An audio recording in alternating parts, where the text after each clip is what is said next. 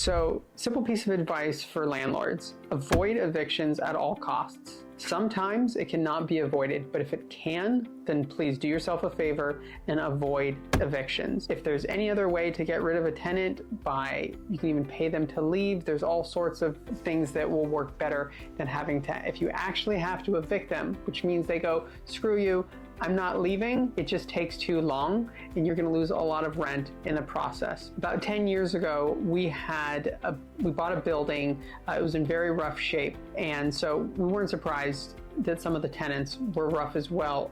And this one guy, he was no good.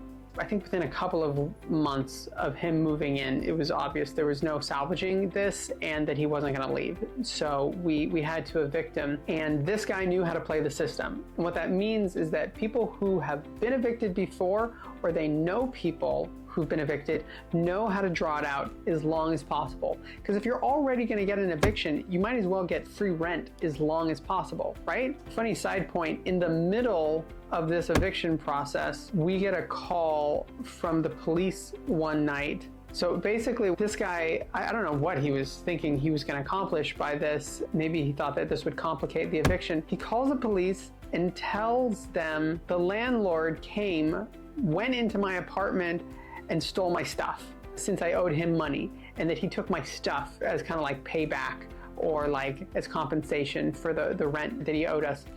So we get this call from the police department, and this cop is like, hey dude, this is not okay. You have to return this guy's stuff. And my dad is like, I don't know what you're talking about. And this cop had just been wrongfully convinced that we had gone and stolen his stuff. That was actually just kind of a humorous side point that then the cop realized, oh shit, this isn't what we thought it was. That didn't go anywhere. But this guy did everything he could to make the process take as long as possible. So what happens is you have to file papers. This should be done with an attorney. So a lot of these details we don't do, even though we've been a part of it several times. And you end up with the court date. This is a day where the tenant is going to go in court and say their piece, right? Which is why you have to keep very good records, financial records, to show this is when they were supposed to pay, this is when we gave them the 3-day notice, all this stuff. But what can happen is you can ask for, a lot of times people ask for an extension. You can sometimes do this a couple of times, and most of the time the judge will understand if the person is just screwing around. But every once in a while you get like a really sneaky person who finds a way to get several extensions by lying about things. This guy tried to get multiple extensions. One of them is that he said that his sibling died.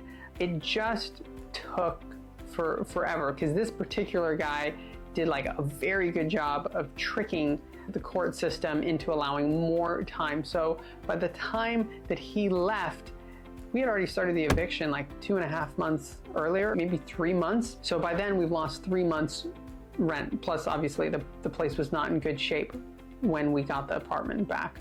And in this case, we inherited this guy. There wasn't that much we could do about it. But most of the time, that's not going to be the case. Most of the people in your apartment buildings, you're going to put there yourself.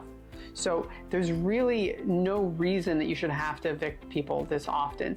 And it really comes down to 3 ways to avoid evictions. 1, put in good tenants. Okay, everybody needs background and credit check. Everyone should be properly qualified. You should be meeting these people. You should be making sure they make enough money and that they're going to be a good fit for the building.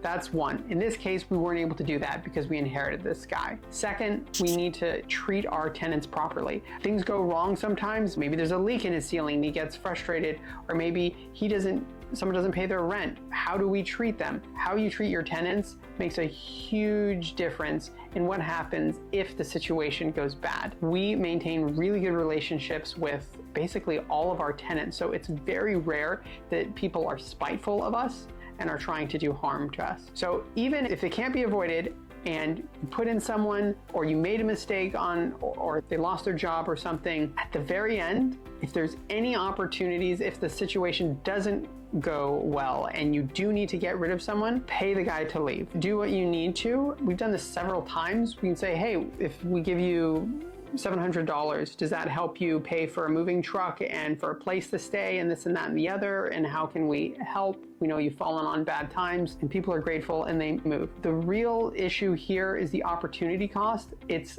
the rent that you're gonna lose if you have to do an eviction. It takes a long time, and how long it takes depends on what state you're in. In Missouri, it actually takes longer than in Florida. And we created a lot of our policies in Kansas City, Missouri, because that's where we created the majority of our portfolio. In Florida, it's easier, but it always takes longer than you want when there's someone who's in an apartment, you can't show it, you can't renovate it yet, and no one's paying rent. Meanwhile, you still have to pay all the mortgage and everything like that. So whenever you can, avoid eviction.